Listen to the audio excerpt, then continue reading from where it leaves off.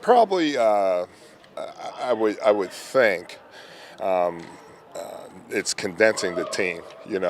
We made some major cuts before we left Houston.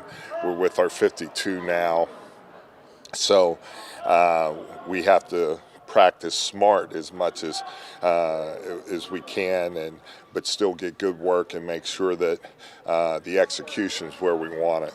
What have been some of the challenges preparing your team for this upcoming season? I think the one thing that we're trying to keep as constant as we can, besides the fact we're in spring, is just our schedule. So they get used to the schedule and the daily routine of things, so that we try not to surprise them on things, so that they can just go through the day and know that these are the constants they have. From you being around the NFL for so long and seeing those talented guys, what would you say that this talent is like compared to that? I don't see much difference, to be quite honest with you. The thing that obviously that you may see a little difference in are the guys, excuse me, are the guys that they just hadn't got enough reps. They need the season a little longer. They need to cook a little bit longer. But I think that as far as their talent level, just sometimes it's just the right fit. These guys are, the right fit wasn't for them. And so hopefully we're helping them find that and allowing them to show their talents. I heard several players say in the locker room that they were playing with the shot to hopefully get back to the NFL.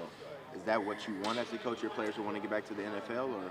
Well, sure. I mean, obviously, look, the XFL is its own separate entity. We understand that. But as we go forward, we also know that there'll be opportunities for guys to be able to do things to further their careers if they so desire. And that'll be up to them. All we're trying to do is provide an avenue to show how good they can play. But like I said, though, we are our own entity. We're playing for our own championship, and those are important things for us. Any concern about getting enough reps in before the season opens?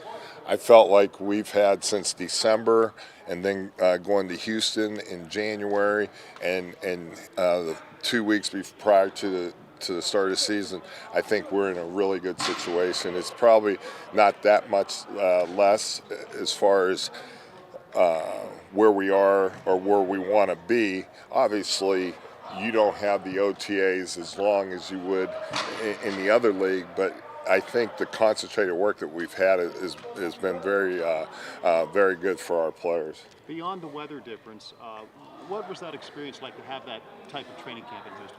I think the thing that it helps you with, when I was in Kansas City, we used to go out to River Falls for training camp, and they used to call it the Cheese League. So you got to we practiced against the Vikings, the Packers, the Saints, and the Bears. So you had a bunch of different people that you could practice against, and it was very similar to that, where it allowed you to see other people, see what they're doing, give you an opportunity to see their personnel, because we did make cuts down there, and sometimes you might have someone gets waived from another team, and you might have had them in a higher grade, and you might try to go get them.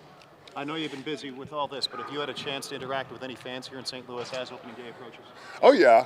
I started coming around back during baseball season, so and now here we are. I want to get to a hockey game eventually, and but yeah, and dear friends of ours, their daughter played at University of St. Louis, so I want to support the community, and I'll get out. I will. Are you sensing excitement among the fan base or anything like that? I think so. The people I've seen out, and they've seen me maybe with my XFL hat on or BattleHawk, my sweatshirt on, and they're like, "Hey, Coach, we're looking forward to." So we're looking forward to showing them a good product. And with the support of the Cardinals and the Blues, are you looking forward to that support at the Edward Jones Dome? Oh, without a doubt. Our fans are going to be our 12th man, and they can be so beneficial to us, how loud they're going to be, and be difficult for other quarterbacks just to even get their signals out. Coach, as far as the individuals, the Mizzou receivers, can you talk a little bit about what they're going to mean to this team? I think LaDamian obviously brings the experience.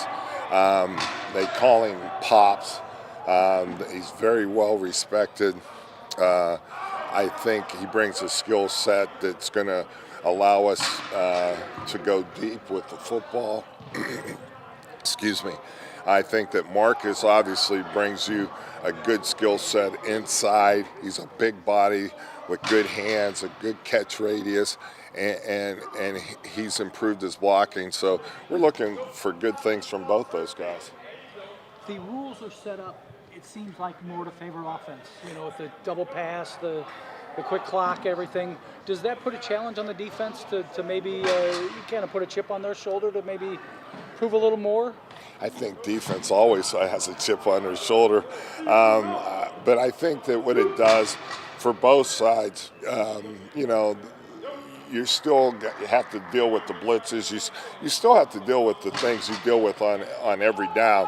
But now, as a defensive coordinator, you just have to be able to get to it without a lot of verbiage.